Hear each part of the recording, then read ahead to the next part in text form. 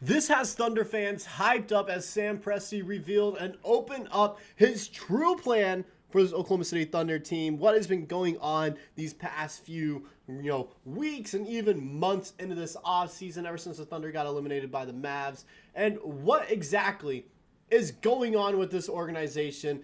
And it should have us excited, as we know this is going to be an exciting and potentially even historic year for the Oklahoma City Thunder. It should be, in theory, if everything goes to plan, it should be a great year. But Presti let us know that we shouldn't expect this, but it's a possibility, which I love that. And he had a bunch of great quotes that we're going to break down from his presser today before the season starts, his little preseason press conference. And he had a ton of great quotes. We'll go into all of them in detail. Also, Clemente Almanza's article on the Thunder Wire talking about his quotes and what he said today at the presser, what he took away from it. And so we have a lot to break down. We do. And it really was a great press conference. Before we get all that, though, I want to take a moment and recognize, if you guys find yourself coming back to the channel and you enjoy the content on a regular basis, or if you find yourself not coming back, if you're new and you're watching these videos all the way through the end, go ahead, hit that subscribe button. It's the best way to support the channel and to stay up to date on your Thunder news as we try to bring you whatever is happening instantly here in the Thunder community. With that out of the way, we can go ahead and get into this, talking about Sam Presti's press conference. And it was a big one. It was. I wasn't expecting all this going in. I watched it. I watched the whole thing. I listened. And I didn't have high hopes. I thought he was just going to kind of talk about why we signed Hartenstein, why we brought in Caruso. But he went into detail about a bunch of stuff. He didn't even open up with that. He just kind of talked. And not just like talk in a bad way, but like open up what his plan and future for this team is. And he did have a quote saying, whoever the new Thunder GM might be, which kind of got me sad knowing, like, yes, in the future, we will probably have a new GM. I don't know how far along the line that is, but it will be a sad day when we ultimately lose Sam Presti in the future. But his current plan for this team should be winning us a championship, and he made that abundantly clear. Now going to an article by Clemente here, and it also talks about that as well, what I just mentioned. It's nearly impossible to consume national media content without the Thunder being selected as a heavy title favorite, despite the high expectations. Thunder general manager Sam Presti believes they've done an excellent job at not thinking of themselves too highly heading into the 2024-2025 season. OKC's expectations were one of the most discussed talking points during his 2024-2025 preseason media availability. Each step of the way, expectations have followed us, sometimes really high, sometimes pretty low, most of the time pretty high. Presti said, those external expectations are things that we have seen internally or we internalize as possibilities. We see those external expectations as possibilities. And he talked about that as like the word expectation comes from the root word expect. That, we should expect this to happen. And he was talking about how you shouldn't expect anything to happen. You should recognize the possibilities and find one of those possibilities you want to target and complete. Because there are a plethora of things that can happen in the season that could ruin those expectations. You should have possibilities. That's what he was kind of talking about the whole time. And yes, as fans, we have these expectations for the team. But I think he was talking to us in that regard of, we get it, the expectations, we get it.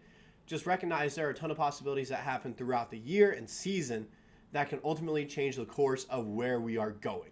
And so I think we need to recognize that going into this season, that there's a good possibility we make it to the finals and win a championship, but there is also a possibility that we don't even make the playoffs if injuries happen, that we get eliminated in the second round again. There are a ton of possibilities that happen, but we are reaching for that high-end possibility of making it to the finals and winning it all. Now, the second part of the article that we're going to talk about, and that's it for the articles today, is this final little piece. Presti noted that the Thunder avoids external expectations and instead focuses on internal conversations. It's a sound strategy to utilize to block outside noise. The difference is that external expectations are things that some people think should happen, and possibilities are things that we feel could happen. We have a lot of respect for how hard it is for those things to take place, Presti said. We don't think we're entitled to start on third base. We never have. and we don't expect anything to be handed over to us in any way. I like that little quote. We don't think we're entitled to start on third base. But like I mentioned earlier, this is where he's talking about it.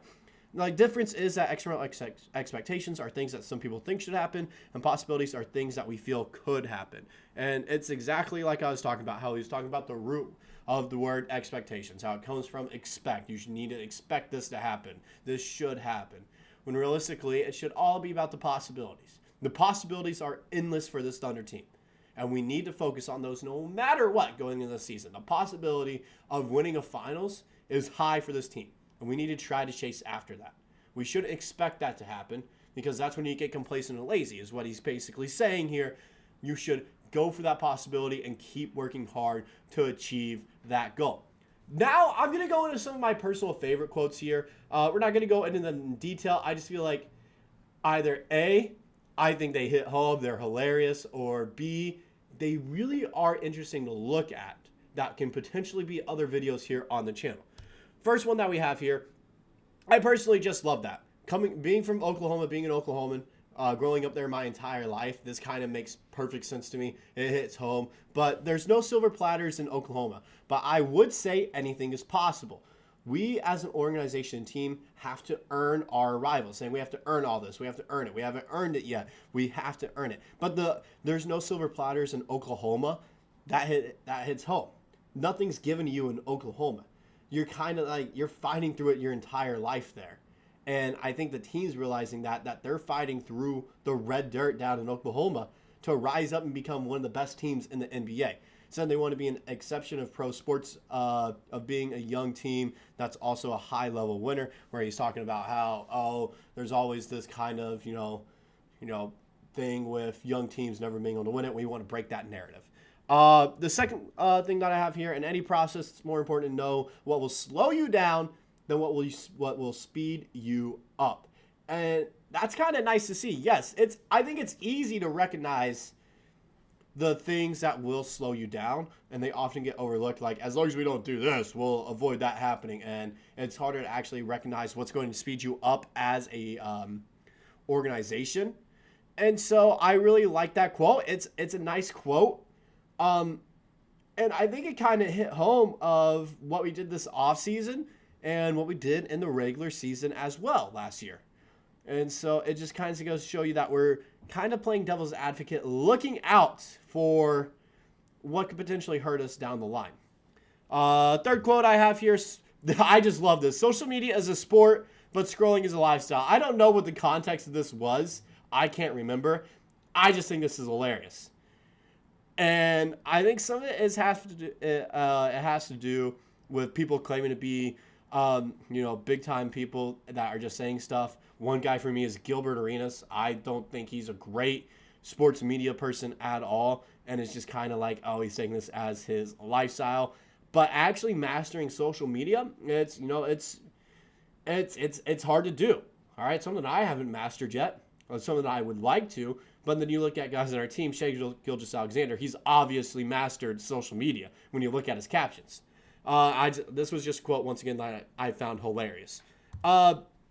Fourth quote, this is from Joel on his Twitter. Also, go follow all these guys on Twitter, by the way.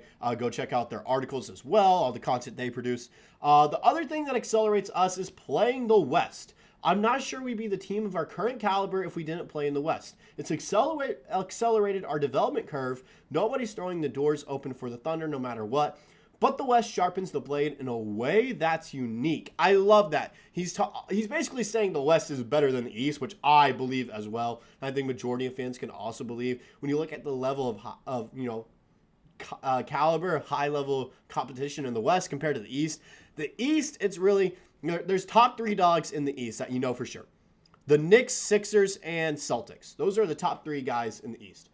But in the West, it feels like there are 6 guys that are vying for a finals appearance this year. And so it just goes to show you that playing in the West, it's going to sharpen you and already make you a ton better in your development. I think that kind of showed with Cason Wallace as well, who I think is going to have an insane second year off the bench, averaging probably close to 12 points a game off the bench would be my guess.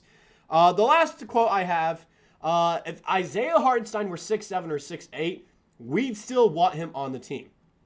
Presti says that's the way he plays the game is why they want him on the team, not necessarily that he's big. This could be an interesting video right here talking about how the goal was always Isaiah Hartenstein in the offseason. That was always the goal. He just loved his play style and would have got him no matter what if he was 6'7" or 7'4". It didn't. His size didn't matter. They just loved the way he played basketball and thought he'd be a great fit. And I think he'd be a great fit as well, as we've seen from off-season training videos of how he's finally shooting the 3-ball. That's all I got for this video, kind of breaking down his press conference. I don't really have any questions for you. Let me know what your guys' personal favorite Sam Presti quote was from the press conference if you guys were able to watch it. Also, if you weren't able to watch it, I don't know where it's on. I can find that, get you guys a link. Just let me know if you guys want the press conference at all to watch it, and I can try to find the link for you guys. I'll give it to you. That's all I got for this video. I'll see you guys in the next one.